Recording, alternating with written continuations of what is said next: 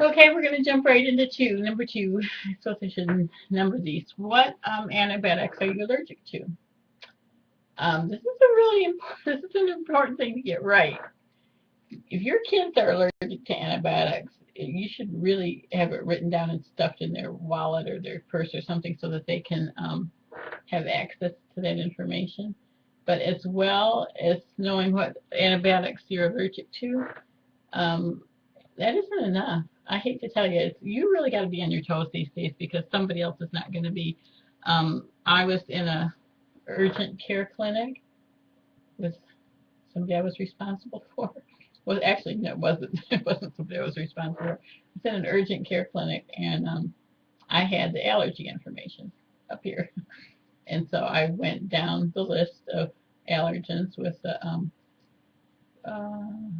I don't think it was a physician. I don't think it was a physician. I can't say that assistant. Sorry, my dental is still going to be in the way. I'm not going to sound good today. I apologize, but that's the best I can do until I get it fixed. Um, anyway, I was giving all the information, and the person who was on duty, who was a nurse practitioner, I believe, was dutifully keyboarding it all into the computer. They don't mean nothing. I hate to tell you. I hate to tell you, it doesn't mean a thing. Just because they got it right and they typed it in doesn't mean anything. It just was alarming, very alarming to me because I said sulfa drugs was one of the ones that this person was allergic to, the sulfa drugs. So the next thing I know, they're writing a prescription for back trim, and I'm like, excuse me, did I or did I not just tell you that sulfa drugs was one of the things this person was allergic to? So I'm thinking, if you know that you're allergic to Bactrim, but you don't know that Bactrim is a sulfa drug, and I hope I got that right. I hope I'm not wrong here. If you're allergic to Bactrim, but you don't know that Bactrim is a sulfa drug, then you could end up getting prescribed Bactrim. If you're allergic to sulfa drugs, but you don't know that Bactrim is a sulfa drug, I don't know if I'm making sense or if I'm going in circles here to think about it later. You could end up with a problem. So I was just aghast. I can't spell it. You can see where my teeth are not have all been removed because of a drug that poisoned all my teeth. $80,000 worth of dental work because of a drug because I didn't know that was a side effect to the drug because they didn't tell me it was. So then my teeth started breaking off one at a time. For those of you who haven't heard that ugly story, I used to have teeth. It's just a mess. So I don't even want to think about that right now. I've got all I can handle right now. Anyway, back to the story. This is really bad. I must really want to make this video. At any rate, so you need to know those things. You know, you need to know what are the other drugs you could be allergic to. The other thing that I didn't know is that you could not be allergic to a drug and take it 3 days later and be allergic to it. I had some antibiotics that were on hand, and I was trying to hold myself over to a appointment that I was going to go to, and I started taking the same. Oh, this is awful. The same antibiotic I had been taking.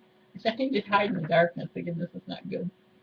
And 3 days or 4 days after I had just taken it, I took it again, and I had an awful allergic response. I went flying over to the clinic.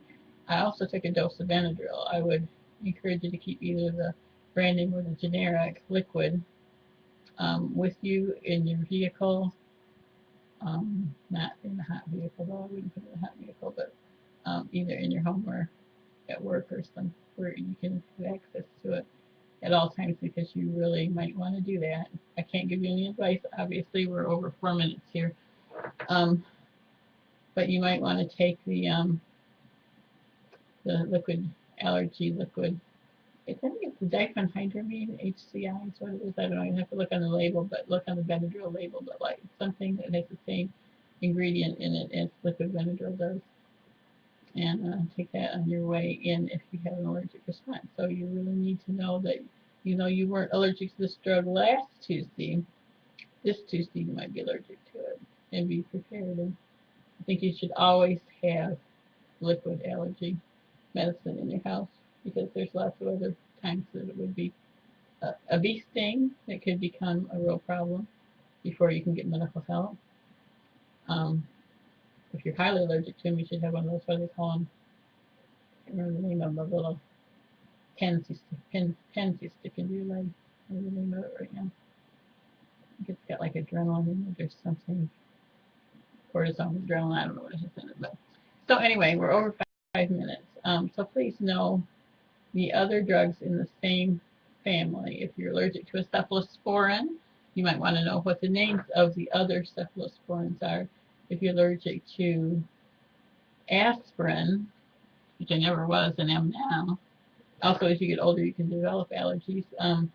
There's an 18% chance, I think it is, that you can be allergic to cephalosporins. Too many S's. Okay, I'm going to quit.